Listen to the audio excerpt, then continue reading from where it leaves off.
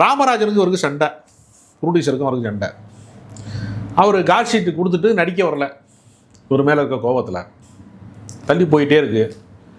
ஒரு கட்டத்துக்கு மேலே 2 பேருக்குள்ள மன விரிசலாகி, நீ ஆனா பார்த்துடலாம், நீ பெரியவனாடா, நீ நான் நடிக்கிறேன்டான்னு நடிக்க ஆரம்பிச்சிட்டார். அப்படிதான் ராஜ்கிரண் வந்து ஆமாம், 40 வயசுக்கு மேலே அவர் என்ன கதாநாயகன் ஆகணும்ட்டு என்ன கணக்கு? ஓகே, அவர் அதுக்காக வரல.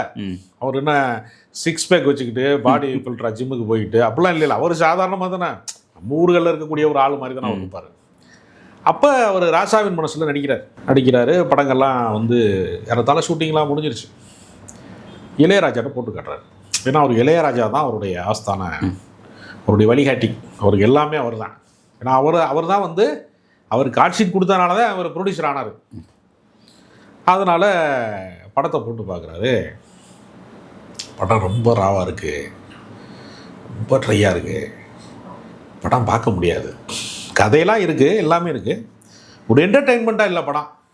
அப்படிங்கிறதுனால இந்த கதைக்குள்ள நகைச்சுவை காட்சிகள் வேணும் கொஞ்சம் அப்படின்னு சொல்லிட்டு அவர் சில கதை சொல்லியிருக்காரு. இவங்க என்ன பண்ணியிருக்காங்கன்னா, ஏற்கனவே கொஞ்சம் பிளான் பண்ணியிருக்காங்க நகைச்சுவை காட்சி. அப்போ வந்து கவுண்டமணி வந்து ரொம்ப பீக்கில் இருக்கார்.